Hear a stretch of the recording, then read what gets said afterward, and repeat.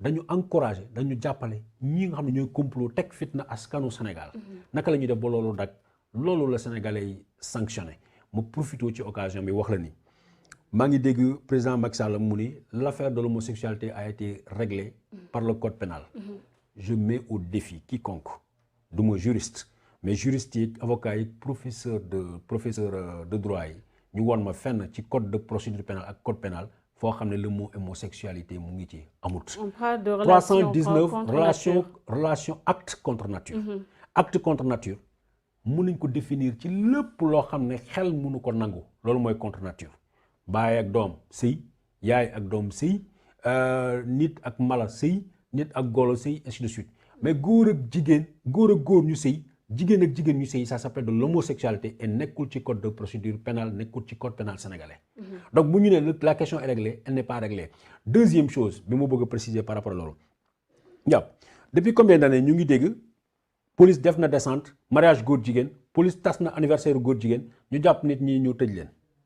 maximum bu ñu leen ñuy wax nañ ñu lañ leen tëj ay 2 mois la ñuy dégg wala 1 mois wala ñu ne leen 15 jours wala ñu bëgg commissariat bu yàggee ñu ne la bàyyi nañ leen ñu dem seen yoon.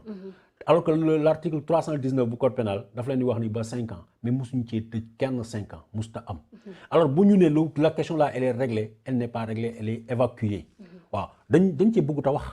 pour ñoom xam naa certainement ñi leen di jàppale ak seen lobby yeeg yooyu ñoo naa non bu leen laal sujet boobu léegi nag que député yi ñu rejeté ko député yi du ñu def dara loo xam ne Macky Sall àndu ci. lu député yi def Macky Sall moo leen ko wax loo moo leen ko def loo.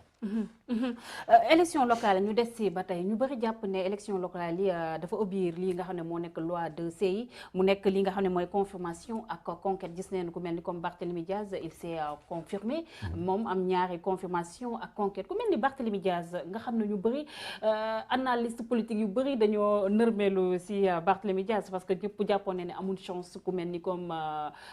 Diouf Sarr gannaaw sax ba mu defee benn communication boo xam ne ñëpp dañoo jàppoon ne c'était mort pour lui. Qu'est-ce qui a changé entre-temps? Qu'est-ce qui a changé entre-temps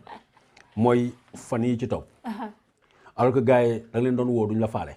ok ils étaient hautains. arrogance ku ñu fa jaaroon sa dëkk pendant un moment dañu ñëwoon dañu bëggoon nga continuer di leen kii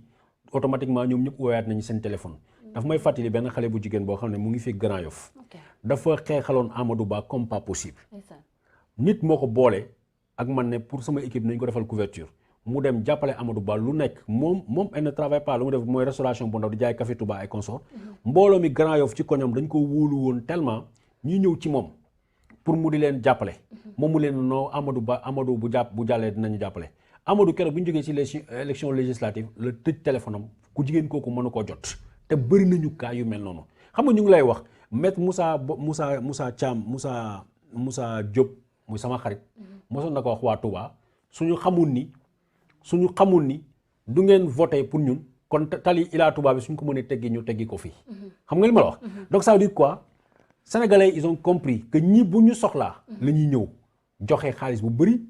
taxaw nekk disponible mu jaral leen ay Diouf Sarr boo xam ne kenn mus koo gis bu jamono Covid bi wala yeneen mu xëy di sol jean di dugg ci mbedd yi di yëy gerte caaf toog ak nit ñi di waxtaan ñu comprendre ni lii yëpp ay naxee mbaay la ay communication la sénégalais ni li wolof di wax caga kenn du ko nax ñaari yoon benn yoon ngeen ñuy naxee keroog bañ leen joxee nguur gi deuxièmement dañuy waxoon ne nañ leen bàyyi président Macky Sall mu terminer un deuxième mandat muy 2019 mais mandat bi bu mu ko terminer léegi ci la lañ nekk seen proposition mooy lan mooy naka la ñu fexee ba nekk fii ba 2034 am ñoo xam ne sax naan yéen ak Macky ba 2034 xaw ma 34 xaw ma 35 am na ñu lay wax ni carrément ba 2050 mais ce qui est sûr mooy que mënu nañu def lii yëpp mu nekk ci jàmm mais buñ ci boole indil ñu fitna di ñu wax ni li fi amoon dootu fi amati dañu renforcer armée dañu renforcer gendarmerie bu ngeen jógatee ñu dóor leen sénégalais ne waaw ñun faluñu ay gars yu dóore ñun lu ñu bëggoon fal muy nit ñoo xam ne dañuy fàtteloo suñu xiif muy nit ñoo xam ne dañuy permettre police nekk dañu sécuriser gendarmerie nekk dañu sécuriser mais pas si police ak gendarmerie boo xam ne leen di jox yat ne leen aywa dal leen ci kaw askan wi loolu la sénégalais sanctionné moo tax ñu ne na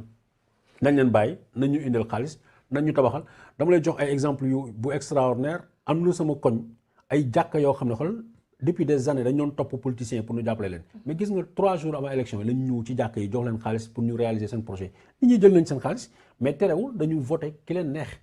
neex mooy koo xam ne xalaat nañ ni dañ la tooñoon ñu réparer la sa tooñ wala dañu xalaat ni yow au moins il se voit en toi yaakaar nañu di nga mën a changer fi dara ñu voté la. est-ce que yaakaar nga ne dinañ mën a changer dara wala votre sanction parce que gis neen carrément ce qui s'est passé aux Parcelles Assainies kuñ fa tabb sa maire nit yi ñu ngi koy tooñ ne voilà c'est un locataire ñoo fa bees est-ce que. xam nga loolu est-ce que loolu aussi tamit nag Babacar sénégalais aussi comme ni ñu koy waxee rek ñoom sanctionné leen gën a mën aussi. les gens qui ont été choisis aussi. ba xam nga y a beaucoup d'amateurisme. les profils. xam nga y a beaucoup d'amateurisme dans le choix. parce que loolu sànc bu bees moo mel noonu. mas naa dëkk cité Fadia mu am benn waay yu ñëw mu ne moom mooy chef de quartier bi ma ne ko dëkk nekk chef de quartier boo xam ne si li borom ñëwul dafa neex. yaa ma dégg tey ay partis yu mel nii parce que bu fekkee ni un choix méticuleux a été fait. du ñu jël waajooju Jibril Ngom ci Matam ba muy jël ak seen këyit di daw. c'est-à-dire bu dañuy xool ci gox bi ñu ne fii parti politique bi amul représentant ka ci njëkk a yëkkati loo xam ne moom mooy représentant yow lañ def ci liste bi. donc est-ce que mën nañoo xaar benn liggéey bu palpable venant de ces nouveaux maires aussi. parce que la plupart de ces gens là ñi nga xam ne te damay déglu ñu naan waa Guédiawaye ñu naan Malick Gakou moo tax kële nekk maire. parce que j'aime bien mon doyen Ahmed Aïdara mais Ahmed Aïdara aussi. waaw mais moom ci la foofu laa doon wax ni. dañu ne Malick Gakou moo tax Ahmed Aïdara mu nekk maire. voilà Ahmed Aïdara Malick Gakou mun na ko indil apport bu ne mais ñu été la bannière Yewwi Askan Wi ak li nga xam ne moom le président Ousmane Sonko incarné. dafay waxuma du nekk maire de mais dafay jafe mu nekk maire xam nga chance bu Yewwi Askan Wi am. mooy finalement les gens ont voté pour Sonko. Yewwi Askan Wi chance bi ñu am mooy Ousmane Sonko bu jàppoon sax le gardien de but ba ca quartier ba muy ni ko ne dama bëgg ngeen fal waa ji maire waxtu jii ñu toll foo jaar da ngay jàll. léegi. boo leen ne waa ji nekk Sané la xaw ma nan Sané Jamil Sané bu Parcelles Assainies bu nekk locataire man je ne connais pas la personne mais loolu du lu important parce que Moussa Sy mi nga xam ne nekk na maire pendant toutes ces années Moussa Sy lan moo doon liggéeyam moo doon bu gars yi di football mu wuti peinture sotti ko ci këriñ tracé terrain bi loolu moo doon liggéeyam amul métier oui Moussa Sy loolu moo doon métier am ok non mais c'est ça la réalité loolu moo doon métier am bëri na nit ñoo xam ne tey jii par exemple ñu ngi jël Benoît Sambou. Benoît Sambou nekk ministre. Benoît Sambou nekk xawma CD commission xawma lan. mais Benoît Sambou c'est quoi son métier menuisier ébéniste la.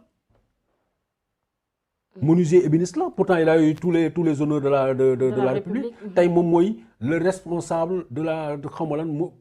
responsable bu mag la biir APR moom mooy fale ainsi de suite. mais ce n'est pas ça la qualité d'un homme. peut-être leneen la Ahmed Aïdara nag man gëm naa ne dina indi changement parce que déglu naa li ko Assane Diouf wax. Assane Diouf nee na dafa xorom nit ñi ba ñu jëlee leen fii. Ahmed yow boo defulee dinaa la xorom dinaa la poobar mais Ahmed du yem ci loolu du yem ci Ahmed ci comment on appelle ci Assane Diouf. non aussi commune de Douane surtout. mais bul fàtte ni la ville de Guédiawaye. non bul fàtte ni ce n'est pas le maire n'est pas le maire c'est en quelque sorte la personnalité morale. Il y a une équipe derrière Ahmed Aïdara. Dans ces équipes-là, il y a des géomètres, il y a des experts en tous les domaines. ñooñu ñoo ko naan non nañ def li tout en sachant que tey jii bu victoire amee dañ naan victoire Ahmed Aïdara la mais bu problème amee bu victoire amee dañ naan victoire Ahmed Aïdara bu sanction Ahmed Aïdara la mais derrière lui il y a toute une équipe qui travaille et équipe boobu nag gëm naa ni parce que Ahmed am na benn qualité boo xam ne xamee naa ko si moom parce que Ahmed dama ko fréquenté ba ma nekkee l'observateur moom mu ngi yoon rajo bi RFM foofu laa ko xamee en 2004 2005 je sais une chose de lui c'est que c'est un homme de dialogue un homme qui écoute beaucoup. il est ouvert waaw loolu xam naa loolu ci moom donc bu fekkee ne qualité yooyu dindiwu ko titre maire ne lui a pas gonflé la tête je pense que dina déglu Sénégalais yi. waaw. Ousmane Sonko mu nekkoon candidat bi nga xam ne voilà mun nañu wax ne pour mu accéder woon foofu la nga xam ne mooy mairie de Ziguinchor c'était juste le jour J leen doon xaar après ben ko tabbee maire gis nga discours bi nga xam ne sama genre yi bokk na ci discours yi Ousmane Sonko boo xam ne moom la leen gën a neex ban jàngat ngay def ci discours Ousmane Sonko bi ak tamit mu mel ni comme toute une communauté rawatina toute la Casamance ñoo nekk ci derrière Ousmane Sonko mu mel ni comme dafa joxewaat benn vent bu bees ci ces populations qui ont été vraiment un peu délaissées par les autres politiciens. waaw Ousmane Sonko la Casamance c'est une bonne chose c'est pas une bonne chose parce que man dama bokk ci ñoo xam ne damay xaw a sot tey damay sotal sama grand muy Abdoulaye Baldé. Ah bon? mënoon